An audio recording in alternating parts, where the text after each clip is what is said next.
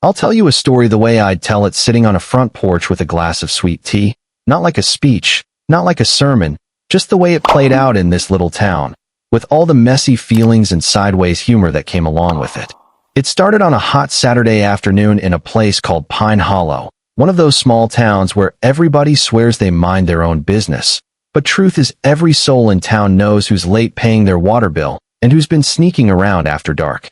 I was there when the whole mess began, when the brand new HOA president, a woman named Linda Harper, came marching in from the city with high heels sinking in the dirt and a vision of turning our scrappy little patch of land into some brochure paradise. She called it the Renewal Project. We just called it trouble. Now you gotta understand, Pine Hollow wasn't built for manicured lawns and cobblestone walking paths. It was built on stubborn folks like Earl Dawson. Earl had lived on the edge of town longer than the pavement had. Wiry man, voice like gravel, eyes that had seen too much foolishness. He didn't ask for much, just that people left his land alone, and especially stayed clear of the bull he kept in the back pasture. That bull, folks, wasn't your average cow. His name was Judgment. 2 tons of muscle, horns like sabers, and a memory like an old preacher who never forgot a sin. Earl had posted signs all around the fence line, big block letters painted by hand. Keep out. No trespassing. If you hear the bell, run. Folks laughed at that part, thought it was some old man scare tactic. But me? I'd heard that bell before, and I knew it wasn't a joke. Linda didn't care one bit. She strutted into Pine Hollow wearing suits to barbecues and talking about meditation domes and mindfulness gardens like we were living in California instead of the back roads of Tennessee. Where we saw history, she saw decay. And she had this fire in her eyes like nothing and nobody was going to stop her. When the HOA voted on pushing into Earl's land for their retreat, only one person hesitated. A girl named Kayla, young, nervous, always clutching her notepad like it might save her from drowning. She'd seen Judgment once tear across a field after a squirrel, and she knew that wasn't an animal you played chicken with. But her voice got drowned out by all the cheerleading. Retreat was greenlit. Solar lanterns, organic hummus, yoga mats, like a Whole Foods exploded in the woods. Earl didn't interfere. He just nailed up another sign that said plain as day, HOA ends here. That's when Linda's nephew, Tyler, a teenage fool with a phone in his hand, decided he was going to live stream himself sneaking onto Earl's property. Said he was busting myths and proving the old man wrong. What he did instead was trip the electric gate and unleash Judgment into the night.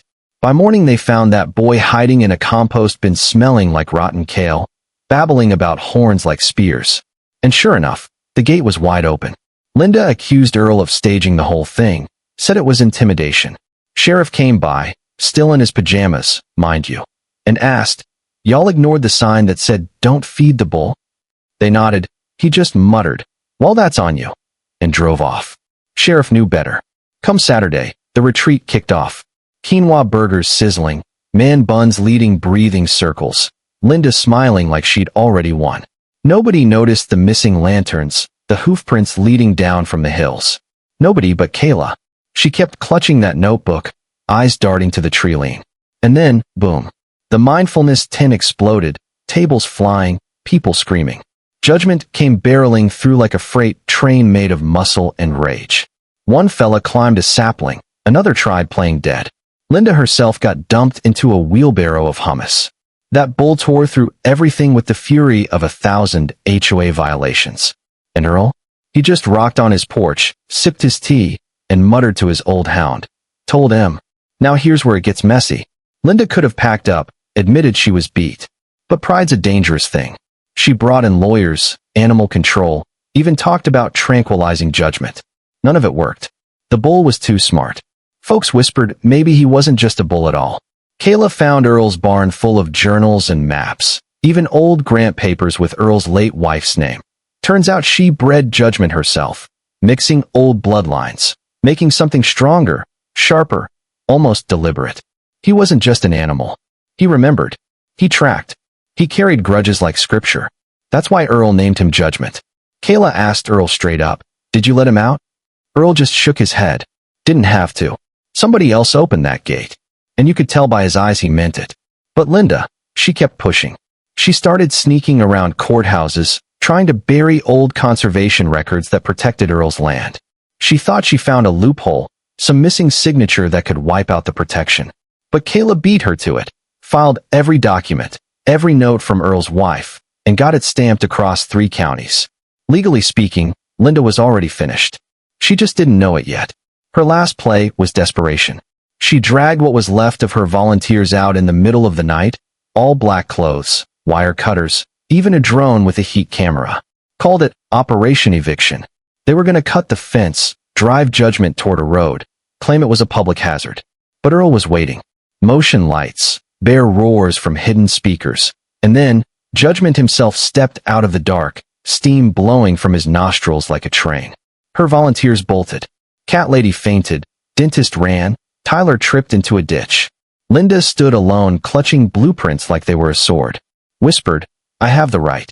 And Judgment disagreed. He charged. She dove into a culvert screaming while the bull thundered past, stopping just short, letting her live but stripping her of every shred of pride.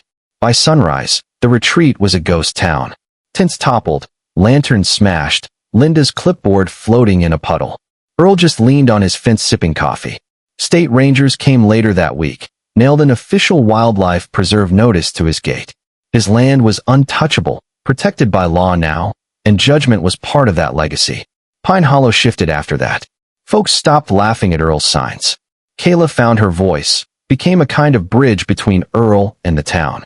They even threw a Heritage Day festival, unveiling a wooden sign that read, "Respect the land, watch for the bull," in honor of Margaret Dawson, protector of the wild.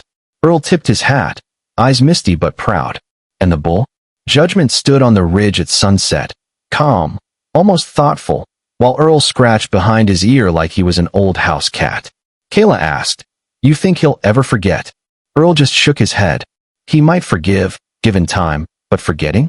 That ain't in his blood. Thing is, some nights folks still swear they hear the faint clang of a bell out in the woods. Not loud, just enough to prickle your skin. Maybe it's the wind, maybe it's Judgment remembering who crossed a line. Around here, nobody laughs at the signs anymore. So now I'll ask you, what do you think? Was Earl right to let the bull be his line of defense? Was Linda wrong for trying to change a place she didn't understand? Or was she just doing what she thought was best for the community? Drop your thoughts in the comments, share this with a friend who loves a good small town feud, and let me know. If you heard that bell in the woods, would you run or would you stand your ground?